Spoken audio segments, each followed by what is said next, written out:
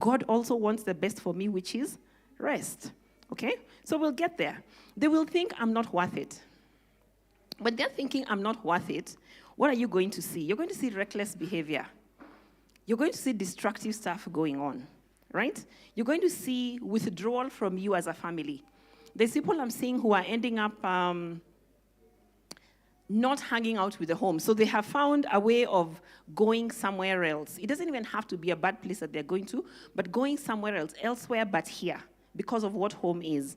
We are going to see things like obsessive behavior. They obsess over something just to prove their worth. So when you're looking at what they're obsessing on, you're thinking, can't you give it a break? But they're thinking, I'm not worth it. I need to prove my worth. How will people know that I am worth something, right? Except if I do some of these things. There are thoughts like, I need to make it go away. What is it? It is pain. It is anger. It is the rejection, the feeling of being rejected, the feeling of not belonging. They just want it to go away. And in the process of looking for a way for it to go away, self-harm checks in. We are seeing a lot of cutting, burning, and other forms of self-harm. It's coming in because I can't stand this pain. Those are the thoughts going on. I need this pain to kind of like go away. And so if I feel another pain, it might distract me from the actual emotional pain that I'm feeling. So when you're seeing these things, don't question the things as much as what are these things solving? What is the thought that is driving them? What's the thing behind the thing that you're actually seeing? So we'll see self-harm going on. We'll see suicidal ideation increasing. We'll see destructive behavior. Teens are having sex just to belong, to have somebody accept them, to kill boredom, right? Why? Because I can. And also because the information that's coming at them is that sex is good and this is what it's doing for us, right? So we find delinquency happening, things happening in school that get them kicked out. When somebody feels they're stupid, there's going to be academic failure, but there's also going to be loss of interest in what's going on in school. There are some I have seen who will do everything they can to get expelled because they no longer like school. So just be difficult, make sure that this thing, I can end up being homeschooled because that might be easier for me. Why? I may believe I'm stupid. So that's intentional sabotage. And then there's the one where they think, or the thought running through the mind is that there's something wrong with me. Now, when they believe there's something wrong with me, when the thought that's running in the mind is there's something wrong with me, then you try to solve the problem. And this problem is solved through things like body dysmorphia, where you're just thinking there's no connection. There's no connection and focusing so much on the flaws. So you're looking and you're thinking, but this is how we are in our family. But guess what? It's a valid thing that affects the child. When my daughter was a teenager, the one that you have had is 23, we had a thing about how she's developing versus what I look like. My side of the family, the women don't have calves. So our shoulders, waist, hips, everything is just the same size. But from her father's side of the family, they have killer calves, the ones that turn heads. But that also came with a maturity that was making her look older than she wanted to be. And then I'm remaining boyish, she's looking like a girl. And it brought painful conversations because why couldn't you give me your genes? Like, you had a choice in the matter. I didn't ask to be born. When you are choosing, why did I have to get dad's side of the family? But what do we do about that? But when they focus and obsess on that, it's because of the worth that they have, the self-worth, and where they're placing that self-worth. It's a journey that we have to walk through. So today I'm not coming up with solutions as much as highlighting the things that you're going to go talk about, the things that you're going to look out for. Social anxiety, when somebody feels like there's something wrong with them, they try to avoid social circles. That's where the withdrawal comes in. Or when they even get there, they're totally freaked out about it. Biting nails and all those other things that we say, shaking, can't talk, or trying to overperform just to cover that anxiety, to try and help themselves calm down. Other thought that goes on is, why isn't my family like others? Why isn't my dad like other dads? Why isn't my mom like other moms? Why don't we have the same relationship? Our teenagers are in communities where they are seeing other families interact. And when we are not, and I'm not saying we have to be all the same. We are going to look at how identity comes and solves this problem. When things are going on in our homes, and the teen asks, why can't my family be like others? One of the things that will happen that I'm seeing a lot today, I'm a counseling psychologist, so I end up seeing lots of young people and families in therapy, is something that's called dissociation. Dissociation happens when thoughts and what's going on in the mind and their sense of identity have a disconnect. They're not aligned. So there's hell going on at home. They need to actually step aside, dissociate from their life, just to emotionally regulate, right? To be able to understand or try and figure out why is what is happening actually happening. Which is why, if God wants me here, then why is he allowing all of this to happen, right? One time, in therapy, I got a client, and we were three of us. We were me, him, and his alter ego. He brought his alter ego came around, first and foremost to approve of me, to see whether I'm a therapist worth being talked about or being talked to. And then his alter ego was also braver than he was. So we sat there. His alter ego was also female. So we sat there, and of course he's speaking, he's saying what his alter ego is actually thinking. I know that sounds a bit mixed up, right? But we were three people because he needed this third person. He needed his alter ego to handle life because he was not being able to do it himself. So when he has something to say but needs a voice, he says, it's the alter ego who has said it. Now that is a self-protection mechanism because of the things going on in life. And we shall see such things happening. So self-harm is one of those excuses to be away from family. It's just because why is in my family like this? That's where you'll find some parents being told, I wish you were my mom. I wish you were my dad. Why? That's telltale that there's something that's actually going on. So when you look at all these thoughts, and I'm hoping I haven't depressed you because I'm about to depress you a little bit more, where do they come from? Where do these thoughts actually come from? It's voices in the head. How many have watched Inside Out? Nice. 1 and 2? You know me, the voices in my head do 3D things like those voices that you are seeing, those characters that you are seeing, right? Set up, do life, enjoy, fight, like those things that you are seeing in Inside Out. Now, the voices in the head come from somewhere. We have voices in our head, and they come from the voices that we hear from other people. So our teenagers, the voices in our teenagers' head that are informing these thoughts are coming from parents, teachers, pastors, and other significant adults in their life. Now, maybe something I need to say at this point is that if the thoughts are negative, it means the voices that are coming through are negative. But guess what? It also means that if the voice that comes through is positive, the thoughts will be positive and healthy. So it's important that they hear your voice. But what we're going to talk about is, what are they hearing when you speak? What are they hearing when you do some of the things you do? So our words and actions influence these thoughts. Here are some examples of the source and how this happens. Making it, whatever it is, their pain, making it about you. I want to start with that. Because usually when teenagers come with a problem, parents tend to make it about themselves. That is very, very invalidating, right? When I come to you with a problem, I don't want you to solve it. I don't want you to necessarily sort it out. And, oh my gosh, I don't want you to make it about yourself. You are good. You are clever. You are this. This is me. I'm talking about me.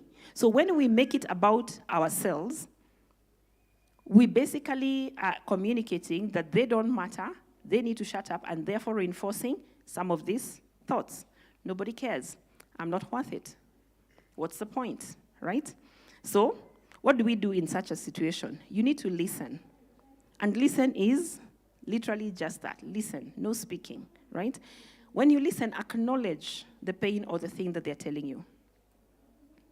Acknowledge it. It could be by repeating, it could be by saying, I'm sorry, or whatever. Just acknowledge that it's there. Then empathize with them because their world is totally different from the world that we grew up in. I know this is said over and over and over again, but you won't believe how different the worlds are. It's very, very different. So empathize with them as you're seeking to understand. Then ask for permission to give your opinion. Imagine sometimes they may need to be telling you something just to rant, not for you to solve it, just to rant. So sometimes it helps to actually ask, how can I help? Then that's when they will be able to tell you, okay, you know what would you do if you were me? Or they will tell you, what could you have done? Or give me some advice. But you do it, don't make their problems about you. We'll be talking about image a little later. The other thing we do is minimize. We say it's puberty, we say it's teenagehood. We say it's never that serious. It's not such a big deal. If I stab my little toe, it's a big deal. It doesn't matter that you broke your leg. Don't minimize the things that they're feeling, the things that they're expressing, the life that they're going through. Do not minimize that, right? The other thing we do is overreact. So there's calling it nothing serious and then overreacting, blowing your top, taking them for deliverance because they're cutting themselves. You discover some self-harm and you go shake the brain so that you can shake the demon out. Well, that may one day be necessary, and whereas there's a place for that, it is not when they have come or when you have noticed that there's something going on. Because then you start putting thoughts in their head by your actions that they don't matter, that you don't take them seriously. So minimizing, overreaction, making it a prayer item. And one of the worst that I have seen is parents beating up their children when they discover that they're harming themselves. Because you think that you can beat that thing out of them. But remember what we said, that all those things that you're seeing are actually solving a problem. They're being driven by something. The fact that you can see it does not mean that it is the thing, right? It is solving a particular problem somewhere. The other thing that happens is telling the teens that they need therapy. How many counselors are in the room? Because sometimes when I work with colleagues, we have conversations, and one of the things we share is teens will come, they've been brought for therapy, and the first or second thing that they will say is, my mom or dad is the one who actually needs therapy, not me. I'm fine. They're the ones who need the help. Doesn't that happen often? Almost all the time, right? So telling them they need therapy, they know that you're the one who needs therapy, but they will go anyway, right? So that's another place where those voices are coming from. Then there is fighting. Fighting, whether verbal or physical.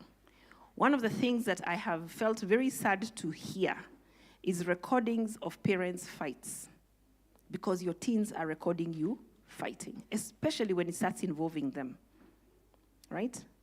And that is traumatic. That is something that is one of the reasons why dissociation is a thing. And then other self-harming type of behaviors and self-destructive type of behaviors. They're coming because we are having teens witnessing fights going on between the parents. Some of them are because somebody came drunk, and so there's a fight, or you're angry about one thing or another, and therefore you burst into fight. That rage. And related to the therapy is that you yourself may need to seek help to deal with those emotions. All right? So teenagers end up lying. They're lying that school is a problem because of this whole image thing. The parent does not want to accept that there's a problem, so they want to blame an outside force. And when the teen comes for therapy, one of the things they tell us is they think it is school, but it actually isn't school. Or they will come and say that it is school. But when we dig in and get into a bit more of what's going on, it actually is not school. There's something going on at home, and they cannot say it there. For example, this week was a painful kind of week for me because there's somebody who came for therapy having undergone some trauma. He's able to call it trauma, but he can't tell the people who are taking care of him what it is. And the thing that he said was that he went home with grades that were considered failure. Now, he's in a very high-stress school, and I know many young people are going to identify with this.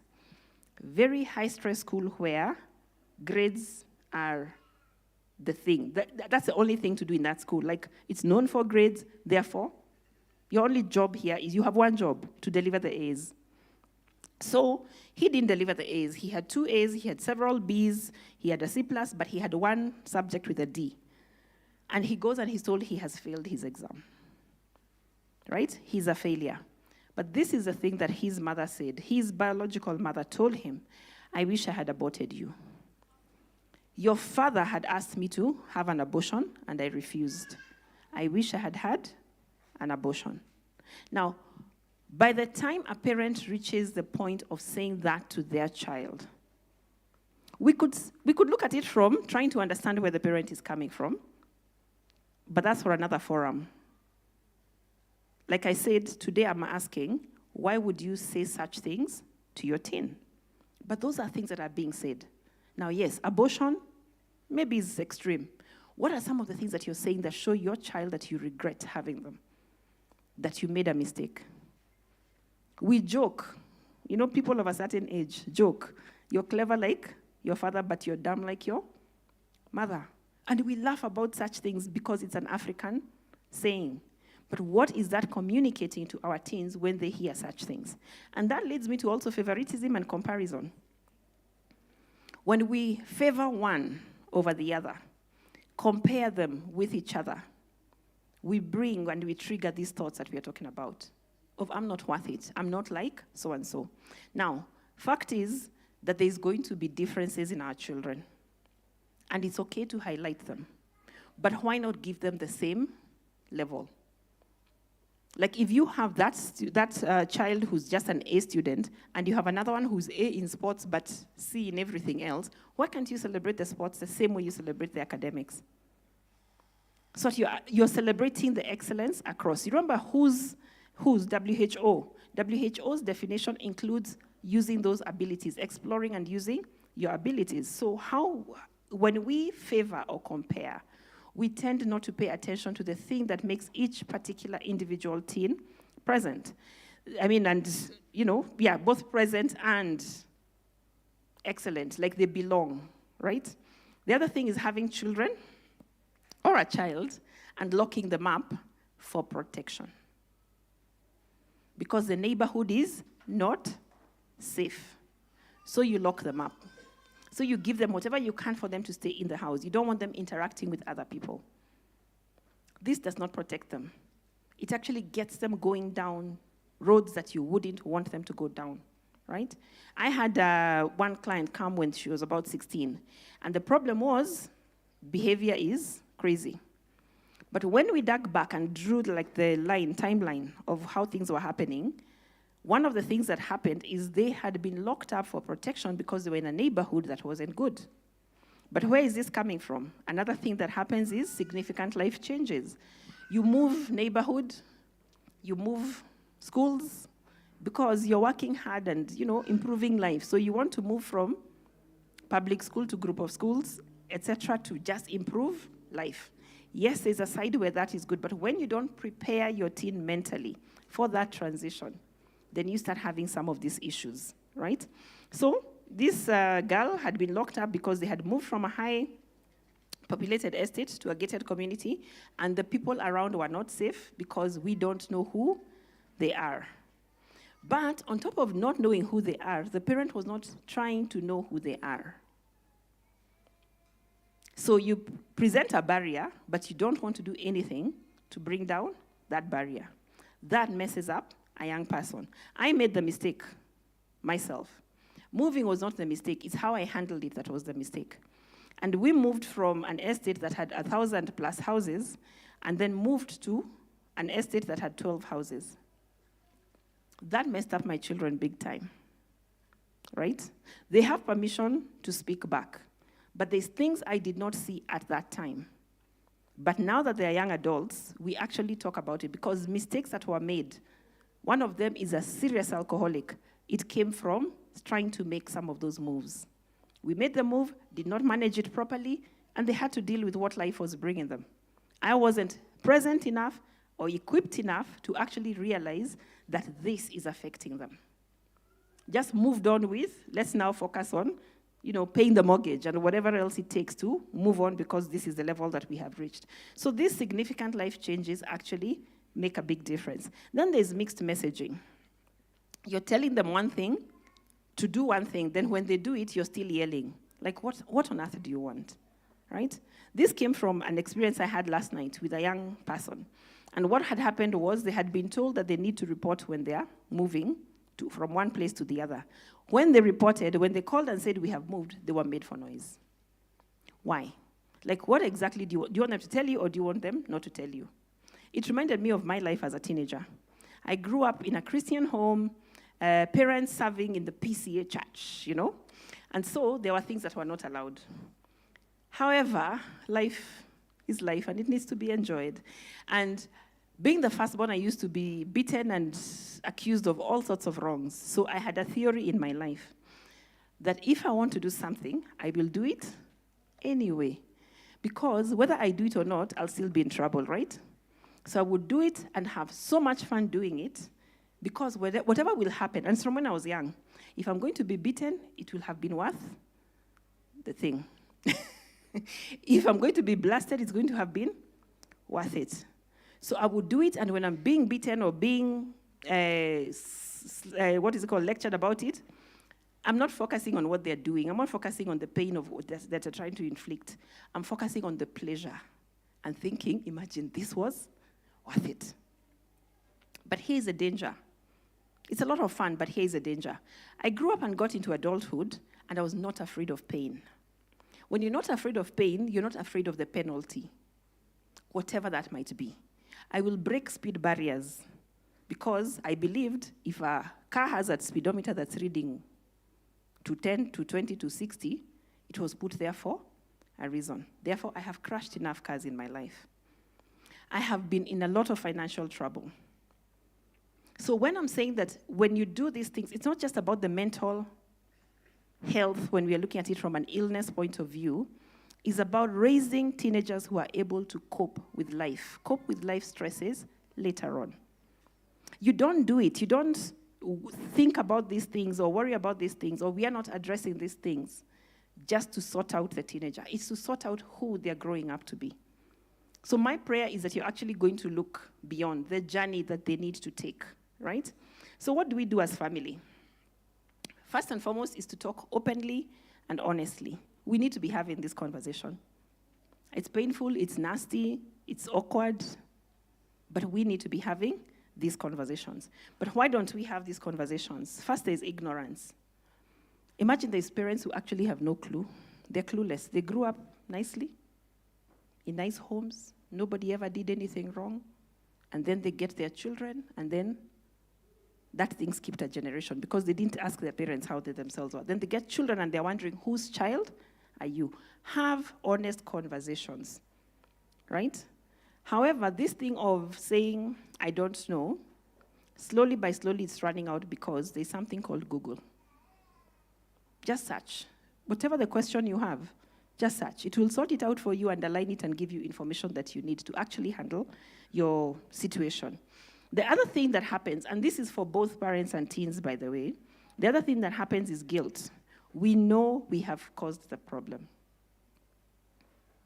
Like for me, as a kid and even growing up, when I was going through the punishment or the penalties of the different things, I knew I was guilty. Therefore, we're not going to discuss it. We're not going to discuss it. Why? I'm guilty. So I don't want to have the conversation. The same thing with parents. You have caused a problem that has caused the child some mental stress.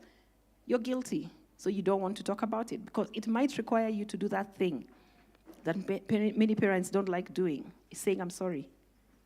Saying I shouldn't have done that, right? So guilt. Third thing that happens is shame. We believe that others will actually judge us, or we care so much about our image. So we start saying, what are they going to think about us? What are they going to say? Look at how you are making me look. Look at how you're making me feel. You start making things, again, about you, but also about the image.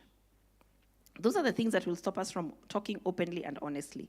So you'll find some of the statements that I hear, why can't you go tell your mom? Why can't you go tell your dad? Oh, they'll just make it about them. Oh, you know what? It's about our image and everything. I've got another one who said that she's having problems with friends, so social anxiety was one of her issues. But when we dug in, we discovered that the voice in her head was that she was better than everybody else. So she had been behaving like she's a queen bee, like everybody needs to bow at her feet.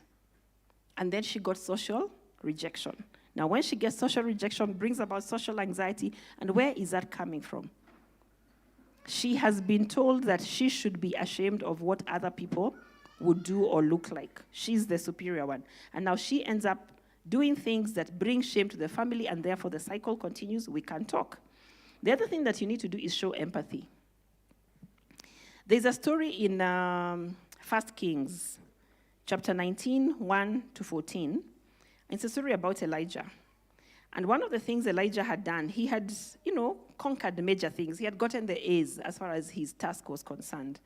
And then he goes and then I'll read from verse 1, and it says, "And Ahab told Jezebel all that Elijah had done, and also how he had executed all the prophets with the sword." So he had done great stuff. So Jezebel sends a messenger to Elijah saying, "So let the gods do to me, and more also, if I do not make your life as the life of one of them by tomorrow about this time." She threatened him and said, "Within 24 hours, utaniona." When I was young, we used to call it wanted. Right? I don't know what it's called nowadays. But there was a threat of, within 24 hours, you will see me. So when he saw that, he arose and ran for his life, went to Beersheba, which belongs to Judah, and left his servant there. But he himself went a day's journey into the wilderness and came and sat under a broom tree. And he prayed that he might die and said, "It is enough. Now, Lord, take my life, for I am no better than my fathers." Even when we know that God wants us here, we can actually negotiate with God to take us away. Right? We can negotiate with God to take us away because of the threat on life, because of the things, because of asking, "What's the point? It's enough. I'm fed up." Then as he lay and slept under a broom tree, suddenly an angel touched him and said to him, "Arise and eat." Then he looked, and there by his head was a cake baked on coals and a jar of water. So he ate and drank and lay down again. And the angel of the Lord came back the second time and touched him and said, "Arise and eat, because the journey is too great for you." So he arose and ate and drank, and he went in the strength of that food 40 days and 40 nights, as far as Horeb, the mountain of God. And there he went into a cave and spent the night in that place. And behold, the word of the Lord came to him, and he said to him, "What are you doing here, Elijah?"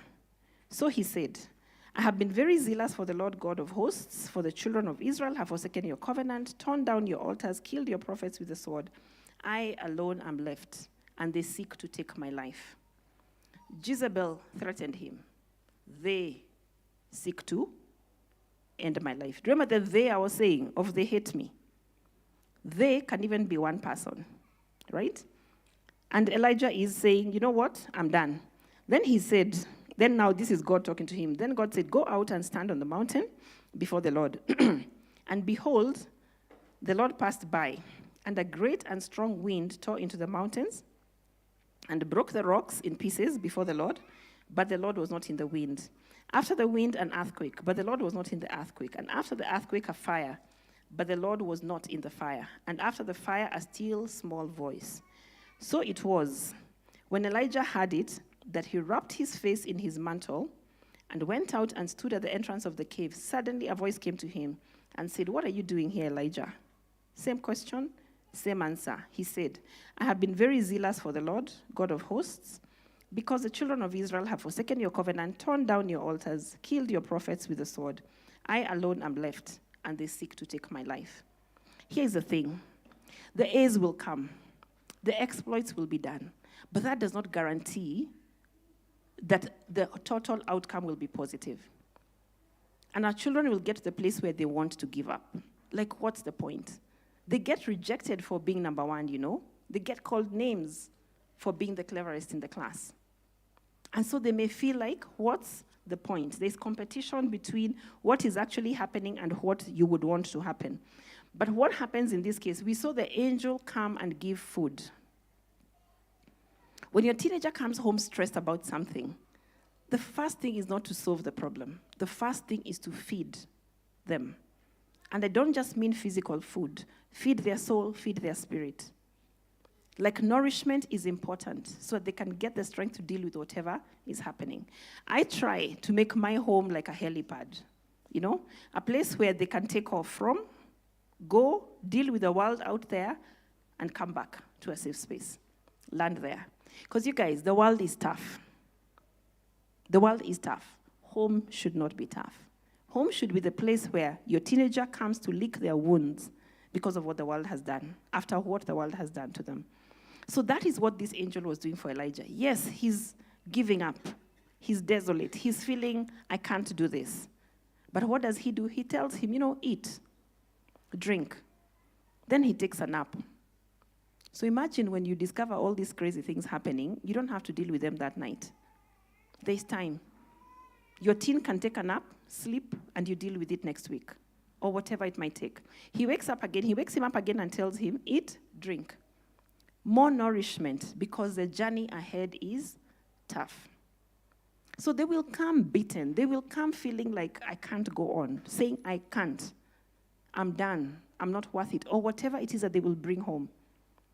After the nourishment, you need to reassure them, imagine this world is like this. This is what we are going to have to deal with. How can I help you walk this journey, right? So show empathy, feed them. And then the other thing that you need to remind them is that there's always going to be a remnant. You're not the only one.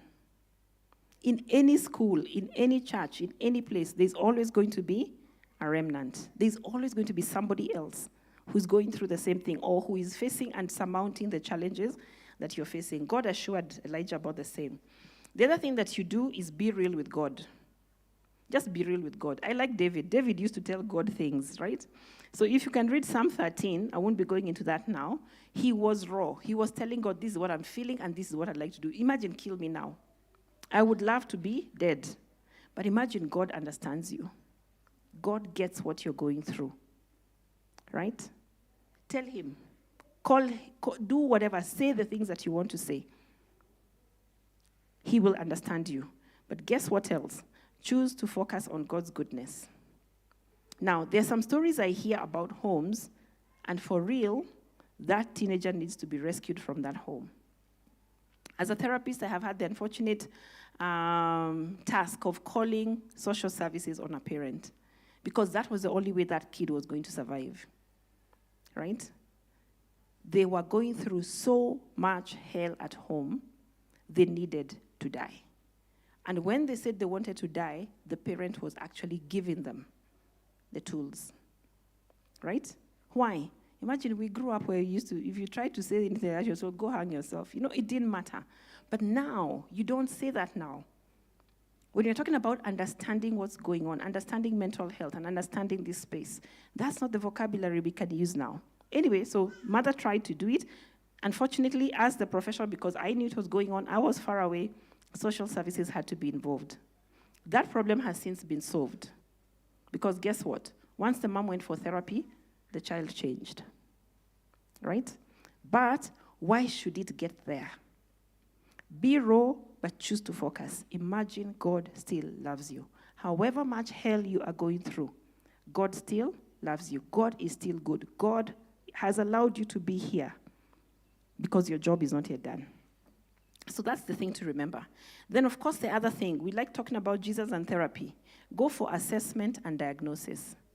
Do not diagnose yourself. As much as possible, avoid that. Why? Because Google will tell you things, and if you look, even me when I look through any symptoms, I have like a few mental health illnesses, mental illnesses based on the definitions of my symptoms, if you put any symptoms there. But you need to go for proper assessment and diagnosis. Don't just wing it and decide that that is what you have. Now, it's better to know than to self-diagnose, because then you know what it is that you're treating. The other thing, it is better to get equipped. Better to get equipped and educated for your specific situation. Because, yes, families are broken, but they are not broken the same.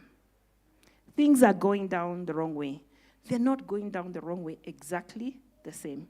Diagnosis and all helps you, assessment and diagnosis helps you deal with your specific situation. That's the thing that will help. Now, other ways to maintain mental health, and this one I will pick from what I had said about the WHO definition. Other ways is to explore and use your abilities. Use the arts, use creativity, sports, writing, cookery, all those sorts of expression.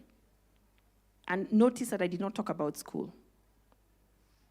Yes, you're able to study and score the grades, but that's not what I'm talking about. Exploring your abilities and using them is one of the best things you can do for your mental health. So parents, allow your children to do this. And then they need to catch you doing that yourself. This mental health conversation is not going to be about making them healthy. They cannot be healthy if you yourself are not healthy. So these tips are for all of us, right? The other thing to do is to develop healthy coping mechanisms. Walk, breathe, connect with people, journal. What is it that you're doing yourself to actually stay healthy and cope with the things that are going on? Because remember, mental wellness is about what? Coping with life stresses. The other thing to do is to give and contribute to others. There's power in volunteering. Serve other people. It removes the attention from yourself and your problems. So serve, give to other people, right? And be present, be fully present for another person. The fourth thing that you can do is set goals and work towards them. Not academic goals. There's something about projects that gives life significance. You know, when you're working on an app, when you're working on a thing, you're building something, that gives you significance. Paint a mural, whatever it is that you like, right? Again, remember, you're exploring your abilities. Publish a book. Like, I've got about 5 books from my clients, all of them under 15, because it helps to write when you're a writer, or rather when you have that ability. Write, publish. It's so easy to publish today. Just express yourself, set goals, work on them, and work on this project. So I'm hoping that these tips that I'm sharing are some of the things that you can pick on and go and implement. Again, depending on your family situation. When I was asked to do this session, I had asked for some people to share questions. And I'm only going to highlight 2 of them. There were some that came in, I'll highlight 2 of them. And one was, is it possible to have suicidal ideation or even get to the point of dying by suicide without depression? The answer is yes. Because one of the things that I have seen, yes, suicide rates are increasing, and sometimes we're getting to the point where we're asking, but there was, quote unquote, nothing wrong. But there are reasons why people will be doing this, and these could be going on within your homes. So I'll just highlight a few. One of them is relationship challenges. Breakups are painful. And the earlier our teens are having these relationships, the earlier they're facing heartbreak. And I don't know whether hearts break differently. I don't think heartbreak at 50 is different from heartbreak at 15. It's just that the support mechanism around somebody is different. So heartbreak is driving many young people to the brink, or many young people to feeling, you know what? I don't need to be alive right now. The other thing is financial hardships. And this is cutting across. Gambling is the one I want to highlight right now. There's financial hardships from things like job losses and things like that, but gambling is also something that has come up to remedy the problem, meaning it's one of those addictions, I didn't mention it in the list, one of those addictions that help fulfill or be fed by the thoughts that I was talking about. But when you lose, like people are losing fees, people are stealing money and losing. Young people are taking their parents' phones, sending themselves M-Pesa and gambling it away. And then it gets lost, right? So that can drive somebody, without depression, can drive somebody to the brink and try to get them to die by suicide. The other thing is substance abuse and substance use. Substances cause disorientation, that chemical imbalance, and things going on in the mind. I had a client one time, we had talked about this thing of, like stop playing around with this drug story. And anyway, she went and did, because, hey, why not? She came back and told me, not everybody who falls off a building or dies by falling off a building was actually trying to kill themselves. So what she had done, she had mixed some drugs and then decided she wants to swim. So she looked and the pool was there and she decided to remove her shoes. She removed her jacket, and then somebody who was at the party with her asks, "What are you doing?" And she says, "I'm just going for a swim." And they asked her from the 4th floor. Now, whatever she had taken had changed her visual perception. And the 4th floor was here. I mean, the swimming pool was here. So all she wanted to do was jump. And I'll tell you how true some of those things are. When I was young, remember I've kind of like hinted about my character. My mom used to do talks like this with the youth in church. And because of who I was, she thought she can use me to make her space interesting. I told you I like interaction. So what she used to do is plant me in the crowd of young people to fight her back, you know? So one day she was teaching about drugs, and I decided, you know what? Let me see how these things work. And so I didn't have other drugs available, but I had a sister who had medication she was taking, and one of the meds she was taking was Valium. And so I decided, okay, this is on the list of drugs. Let me see what it feels like. Guys, that one experience put me off drugs for life. Right? I'm not saying go and experiment. What I'm saying is understand that these things have an effect on you. There's interesting, and people have tried to convince me that the beauty in drugs is that even movies look different. Games look different. Yeah, they do, for a reason. But there's decisions that can be made once you use these drugs that can be so life-changing that we end up getting to the place where it looks like it was suicide, but it wasn't. It was just something that went wrong, right? So be careful about such things. Educate yourself and understand what's going on. Then there is trauma. Losing close friends. We have lots of young people dying for different reasons, including accidental death through, car accidents and things like that.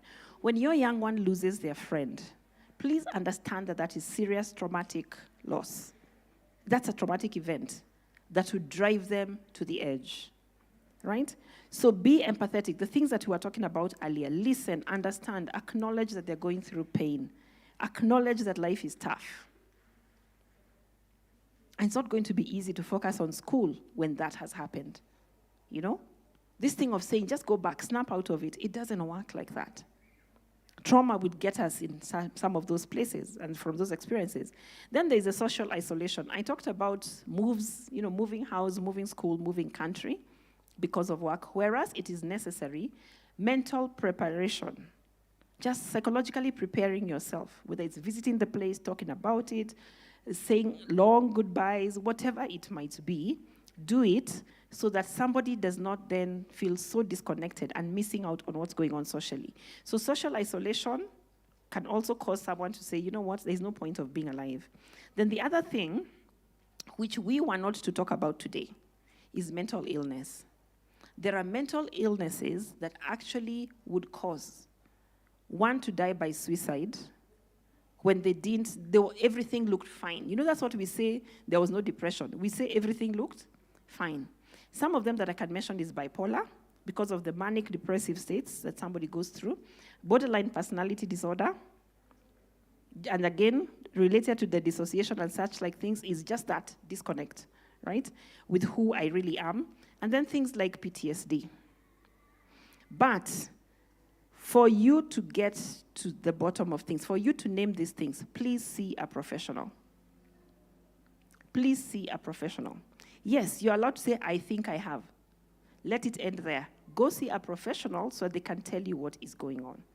Because sometimes we have psychological states that will change because of the prevailing state, current affairs. I may get very, very depressed when my parent or friend has died, right? So it could be situational. The thing that you're going through could be situational. But you need professional diagnosis to actually manage that. So what do you do? What do you do when this happens? Build a social network. I think it was when Serena was leading us. She said she met her friends, or she has made very many friends at camp. When you hear things like these camps being mentioned, imagine attend. There are social connections that happen there.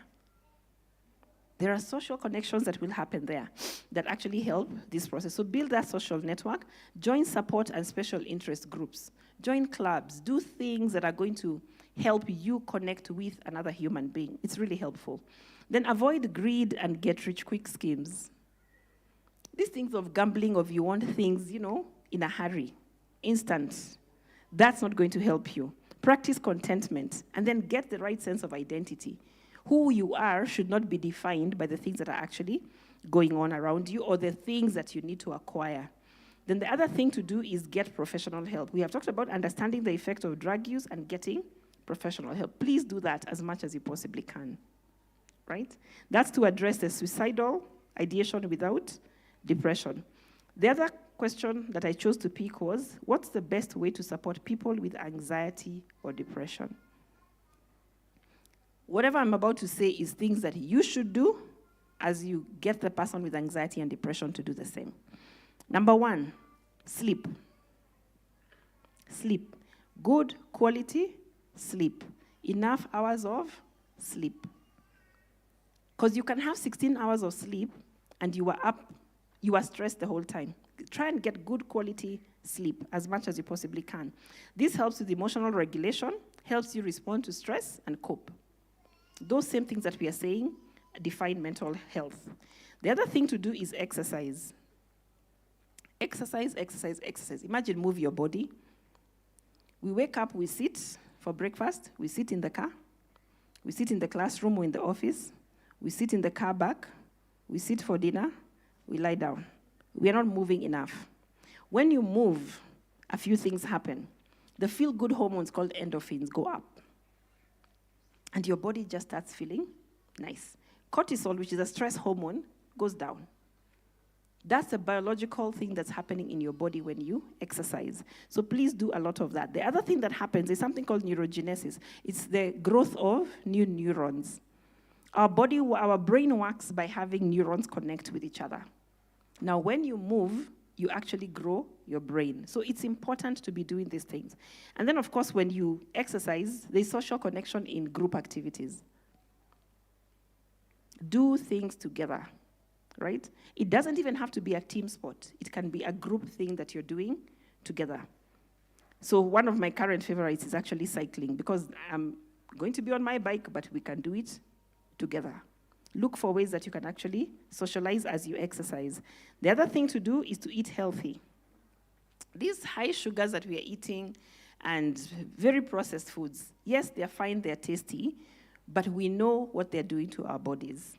They're messing it up. There's actually serious imbalance of the chemicals and neurotransmitters that are happening both in our brain and our body that gets us to a place of mental illness, right? What they do is that they send false and sustainable messages to your body. They think that you have energy, but then it crashes, right? So be careful about what you're eating and help the person with anxiety to also eat the right food. Then, of course, there's reducing stress. In Ephesians, we are told, it starts with, I think it's chapter 6, verse 1 says, parents or fathers, do not exasperate your children. But the one that we like to talk about is the one of children honor your parents. Instead of getting to the beginning, exasperating your children includes the things that we have talked about plus many more. Why we are having this conversation is because when you go home, you can actually ask your teen, how do I exasperate you? And you better not have a kiboko waiting or sijui that eye that does, like if you're going to ask that question, please allow them to give the answer. One of the things that I have learned from my family is that when I give them permission to say the things that would make me a better person, a better parent, I actually end up becoming a better person. So this is for you, right? You will be better for the world when you can actually ask that question and expect a good answer. And remember, we have said that one of the things we need to do is talk honestly and openly. Please feel free to have that conversation. Sawa sawa. Blessings. Over to you, Jan.